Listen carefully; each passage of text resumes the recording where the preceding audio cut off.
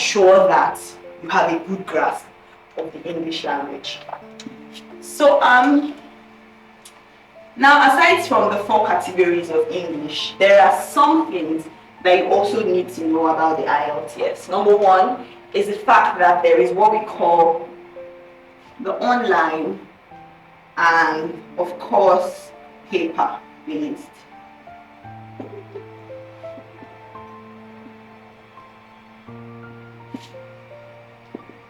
So of course we have the online and the paper-based. Usually, my students are professionals who want to relocate to their families abroad, mostly doctors, lawyers, and all of those things, none of those categories. So I usually advise that they take paper-based tests. The reason is because I find that a lot of professionals prefer to have a physical thing that they write on, mostly because of their ages and kind of things they do. And then I usually recommend online tests to younger generations, like younger people between the ages of 16 and 25. And that's because they are more used to online writing than the older ones. So it doesn't really matter which type of test you choose. They're all the same. If I'm writing a paper-based, it's the same question I'm writing that somebody who is writing an online-based is going to write. The only difference is that the paper-based person will be writing your usual paper tests, and then the online person is going to be using a system. Everybody is going to be writing at the center. So don't say because it's the online, can I take it at home? No, you cannot. You have to still go to the IELTS center to write it, use their system and write. So the online test and the paper-based test, that's the difference. And another difference is the fact that the online test is usually ready typically within 5 days. So when you write your online test in 5 days,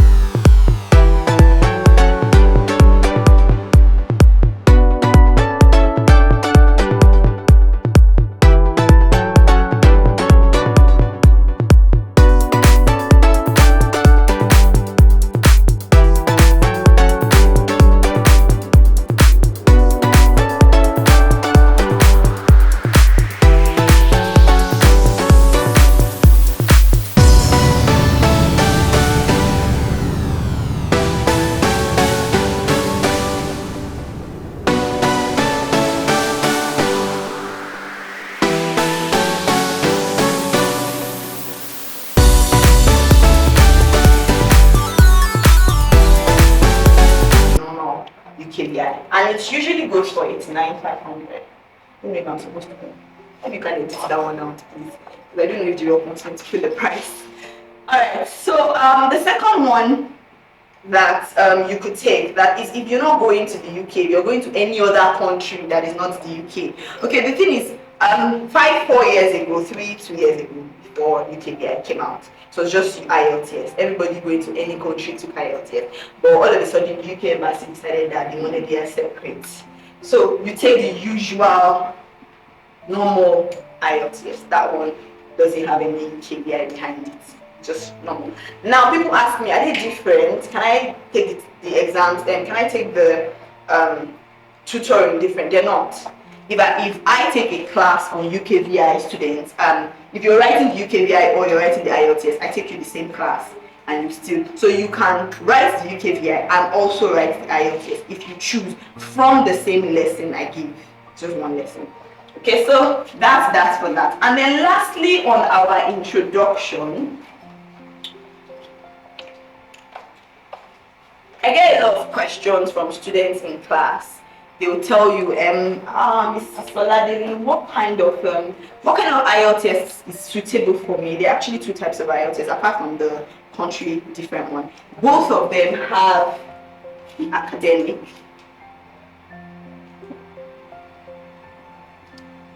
and the general. Of course, there's the life skill and all of that, but those ones are different from what we're doing today. So usually IELTS is divided into academic and general. So if you're doing UKVI, you can have UKVI academic, UKVI general, or you can have IELTS academic or IELTS general. Now, here's the difference. Academic lessons or academic tests is for, just as the name implies, if you're going there to study. So for example, you want to go to the University of Stanford, for example. The University of Stanford would require, as part of their eligibility requirements, that you have IELTS academic. So when you want to book for a test or you want to come for my lessons, for example, you will tell me that you're going to school.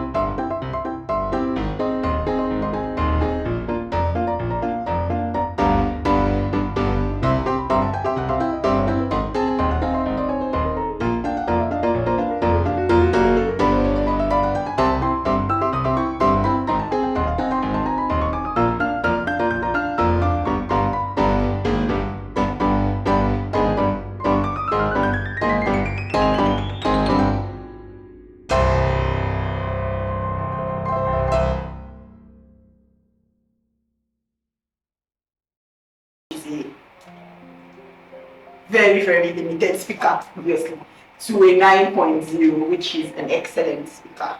So you can get between 1.0 to 9.0. So 1.0, 1.5, 2.0, 2.5, 3.0, 3.5, like that. The same thing with your listening, your speaking, and your writing. So all of it, for example, you get an 8.0 here, and you get a 7.5 here, and you get an 8.5 here, and you get an 8.0 here.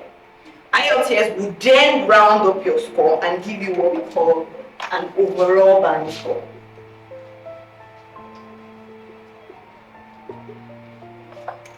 So for example, your overall band score here will be 8.0. Okay?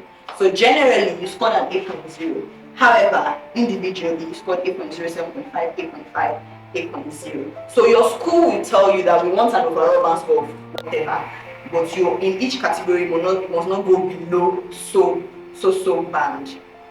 That's clear enough. So I think this is like the end of the introduction, or everything that you need to know about the IELTS generally.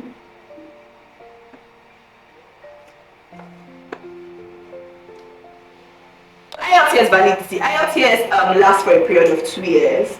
What this means is that when you from the date you collect your IELTS, you would have 2 years to make use of that IELTS and find your way abroad. This means that if you're not abroad in 2 years, the IELTS result, no matter how fantastic, maybe says that you are a very competent speaker of English, it has expired. So in which sense, IELTS believes that you have maybe gotten in contact with some very village people that speak very funny English, and they've corrupted your English, so you need to prove again that you can speak good English. So you have to re-register for the IELTS and write it again. So usually we advise that you write your IELTS when you're actually ready to.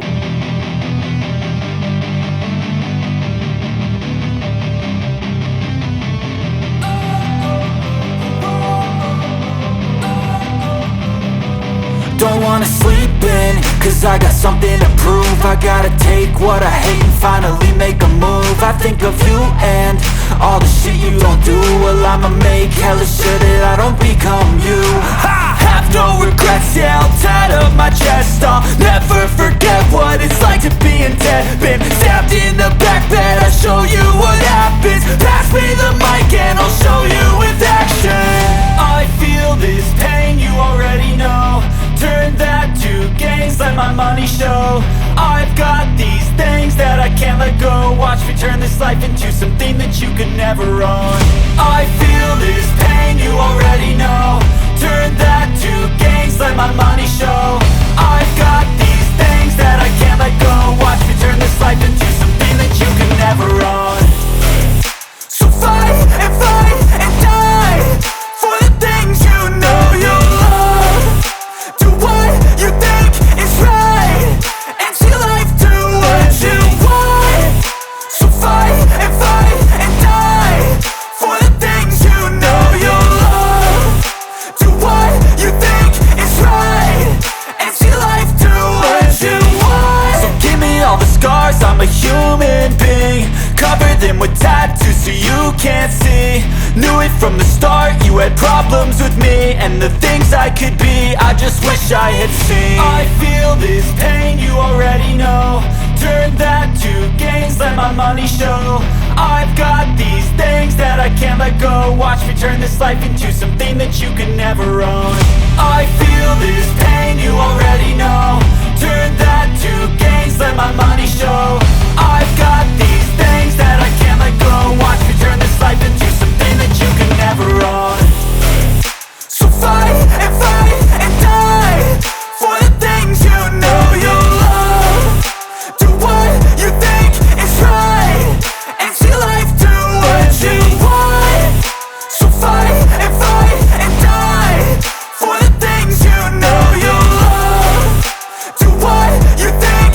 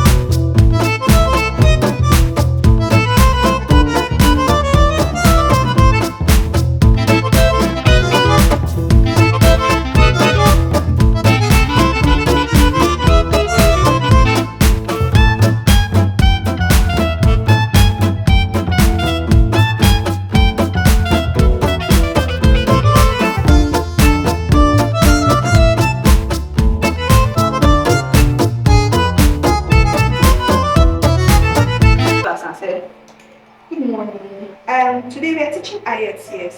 This IELTS is an international test of English language. Do you think that I know what I'm teaching you? Of course not. Nobody wants to hire someone who is not sure of what they're saying. The only way someone will believe you is when you are looking them in the eye and you're sounding like you know what you're saying. Okay? That boosts your score. It makes me believe in what you're saying. Imagine I want to teach you and I'm looking on the floor, I'm shaking my head, I'm doing well, nobody's going to have any confidence. What kind of teacher is this? So that's what confidence does. Confidence means that every time you speak, and I always tell this to young people as well, every time you talk, try not to look at people's shoes or people's whatever. Look them in the eye and talk, speak. That boosts your confidence and boosts the person's belief in you. So because speaking is subjective. Do you know what subjective means? Maybe we should start doing vocabulary at once. Who knows what subjective means? Subjective means that it is subject to my opinion. Like it is the opposite of objective. Objective is to look at something from the third person without any biases. But speaking is very subjective in the sense that if I wake up sad, it might affect how I look at your speaking. You might say, what's this one saying? But another person can also be in a very good mood and you see sound the way you are saying, the person says it's not so bad. Do you understand? So it's subjective. So it's not like reading that A is the answer, A is the answer. Even if I'm in a bad mood and good mood, A is the answer. So that's objectivity. So subjective. So you need to speak confidently so that you influence the person listening rather than the other way around. Confident speaking erases whatever anxiety or nervousness you have stepping into the hall. A lot of people find it nervous to talk to people one-on-one. So you want to look them in the eye. Looking them in the eye takes away that nervousness. You look them in the eye and you speak. Okay? So number 3.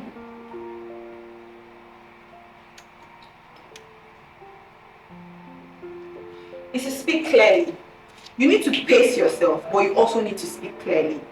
If I say, for example, what kind of food do you think people in Ado-Ekiti eat more often? And you start saying, the people in Ado-Ekiti, they don't like eating a lot of food, but most and they like to eat amala. And I'm talking, but I'm not clear. I can't hear you. And the examiners are so polite, they won't interrupt you. They won't say, please, what are you saying? They just allow you to be yourself. So you need to learn to speak clearly, especially because the IELTS is going to be conducted or is conducted at the moment with your face masks. So because they are still in the corona mood, they still have face masks. So you want to speak clearly, 1, so that they can hear you, and 2, because they are going to be recording what you say. That they usually do that for marking purposes, because the person who is interviewing you is not the person who's going to ultimately give you your score. Now, I don't mean the person won't give you your score, I mean the person won't be the only one. So there's still a board of people that are going to listen to what you say. Have you ever recorded yourself when you made a phone call? You felt that it sounded nice, right? And then you now play, who is this person? And it doesn't sound like you, right? And that's because you felt you sound. Some girls will think you sound sexy on the phone. And at the end of the day, you sound like a cook. So that is why you need to speak up when you're having your speaking test. You need to speak up and clearly, so that the recording will pick you up clearly, because that's what they will play to give you a score. So don't mumble. No. Don't mumble. Don't do all. Don't talk between your breath. Talk as clearly as you want to be heard. So that's 4. And of course, the most ultimate, pronunciation.